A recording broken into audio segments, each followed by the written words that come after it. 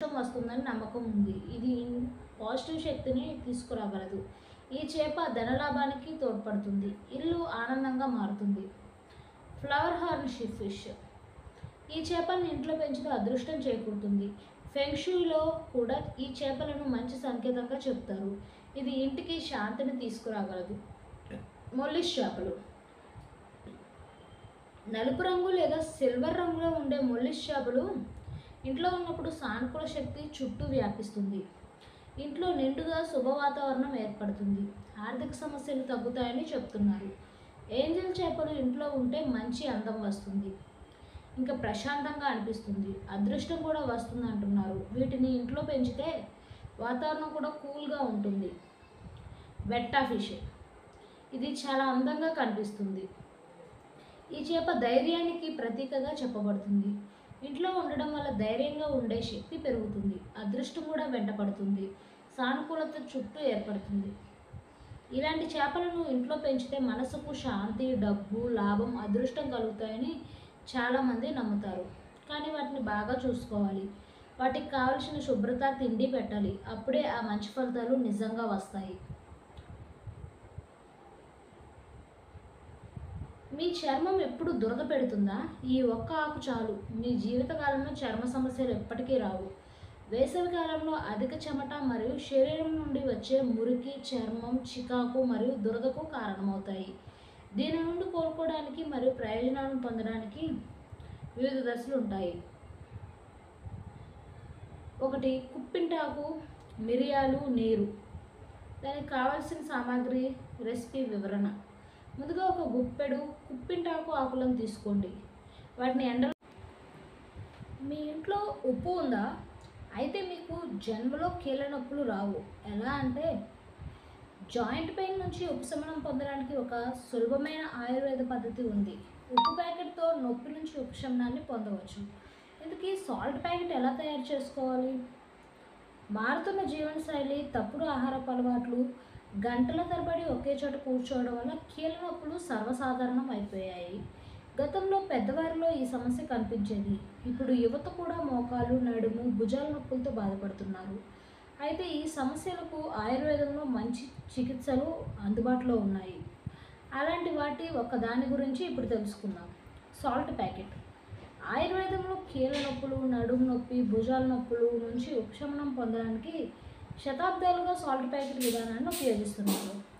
దీన్ని salt hit pad అని కూడా అంటారు.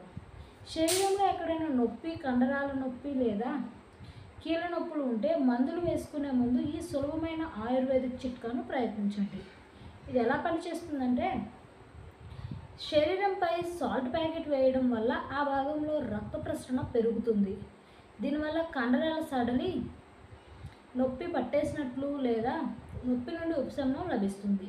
నడుము నొప్పి, మెడ నొప్పి, కీళ్ళ నొప్పులు, గాయం తర్వాత వాపు, ఋతుక్రమ నొప్పులకు కూడా ఈ టెక్నిక్ బాగా ఉపయోగపడుతుంది. ఉప్పు హిట్ ప్యాడ్ని ఎలా తయారు చేసుకోవాలంటే ఇందుకోసం ఒక క్లాత్ని తీసుకోవాలి. అనంతరం అందులో ఉప్పు నింపాలి. ఇప్పుడు దాన్ని ప్యాన్ మీద 2 నుంచి 3 నిమిషాలు వేడి చేయాలి. సమయం తర్వాత పొట్లాన్ని అరచేతిలో ఉంచి వేడి చేయాలి. మరీ ఎక్కువ వేడి కూడా ఉండకుండా చూడాలి. అనంతరం శరీరంలో నొప్పి ఉన్న ప్రదేశంలో మర్దన చేసుకోవాలి. ఉప్పును ఎక్కువగా వేడి చేయొద్దు, లేకుంటే అది చర్మాన్ని కాల్చేస్తుంది. బియ్యం నీటిలో ఈ ఒక్కటి కలిపి వాడితే జుట్టు వేగంగా పెరుగుతుంది. జుట్టు సంరక్షణ కోసం మార్కెట్లో దొరికే రకరకాల ఉత్పత్తులు లభ్యమవుతూ ఉంటాయి. వాటిని వాడడం వల్ల కొన్ని సైడ్ ఎఫెక్ట్స్ వచ్చే అవకాశం ఉంది.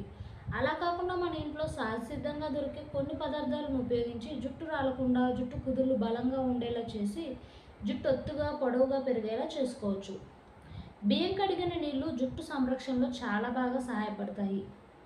బియ్యం కడిగిన నీటిలో ఒకే ఒక్క పదార్థాన్ని కలిపి జుట్టుకు రాస్తే చాలా తక్కువ సమయంలోనే జుట్టు కుదుళ్ళ బలంగా మారి జుట్టు ఒత్తుగా, పొడవుగా పెరుగుతుంది. బియ్యం నీటిలో లవంగాలను కలిపి జుట్టుకు రాస్తే జుట్టు చాలా తక్కువ సమయంలోనే పొడవుగా పెరుగుతుంది. అయితే బియ్యం, లవంగాల నీటిని ఎలా తయారు చేయాలో ఇప్పుడు చూడండి. ఒక పెద్ద బౌల్లో 2 స్పూన్ల బియ్యం నీరు, 7 లేదా 8 లవంగాలు వేసి 4 నుంచి 5 గంటల పాటు నానబెట్టాలి.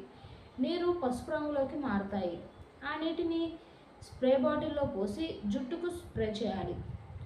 ఇది వాసన ఉండదు కాబట్టి ఏ సమయంలోనైనా రాసుకోవచ్చు. తలస్నానం చేయాల్సిన అవసరం లేదు.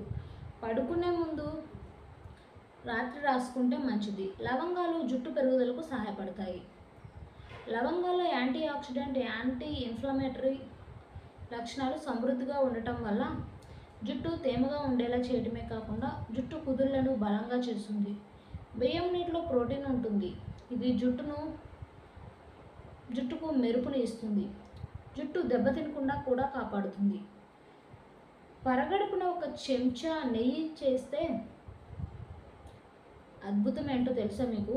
ఈ వ్యాధులన్నిటికీ చెక్ మాత్రమే వారికి డేంజర్. ఖాళీ కడుపుతో నెయ్యి తీసుకోవడం జీర్ణ వ్యవస్థను ఉత్తేజపరుస్తుంది. నెయ్యిలోని బ్యూటైరిక్ ఆమ్లం గట్ ఆరోగ్యాన్ని పెంపొందిస్తుంది.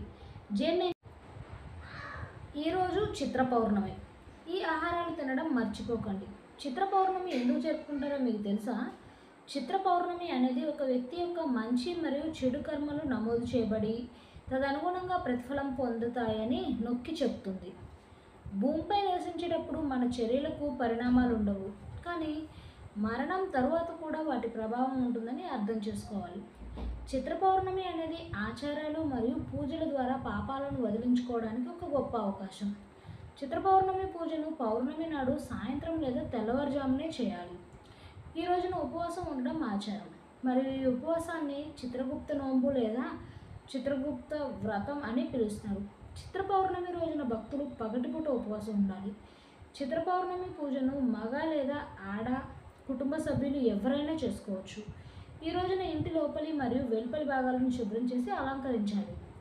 ప్రవేశద్వారం వద్ద కాగితం లేదా పెన్నుపై చిత్రీకరించబడిన చిత్రగుప్తుని మాకోలం గీయాలి. పూజ గదిలో కాగితం, పెన్సిల్, నవధాన్యం, చిత్రాన్నం, పప్పు ఉంచండి. దుష్ట కార్యాల నుండి మిమ్మల్ని రక్షించమని చిత్రగుప్తుని ప్రార్థించండి. అతను ఇప్పటివరకు చేసిన చెడు పనులకు క్షమాపణ అడగండి. చిత్రగుప్త పూజ పుస్తకాలు పుస్తక దుకాణాల్లో లభిస్తాయి, మరియు మీరు ఆ పుస్తకాల్లో ఇవ్వబడిన శ్లోకాలను జపించుకోవచ్చు. తినకూడని ఆహారాలు ఏంటంటే, చిత్రగుప్తుడు దివ్యమైన ఆవు, కామతేను నుండి ఉద్భవించినందున భక్తులు ఆవు పాలు మరియు పాల ఉత్పత్తులను తినకుండా ఉండాలి. చిత్రగుప్త పూజ ముగిసిన తర్వాత బియ్యం మరియు కూరగాయలను దానంగా సమర్పించి వెదురు జల్లెడలో బ్రాహ్మణులకు దక్షిణ లేదా దానం ఇవ్వండి. భక్తులు ఉప్పులేని పెరుగన్నం తినడం లేదా రోజంతా ఆహారం తీసుకోకపోవడం మంచిది. చిత్రగుప్త మంత్రం కూడా ఉంటుంది, దాన్ని జపిస్తే ఉత్తమం.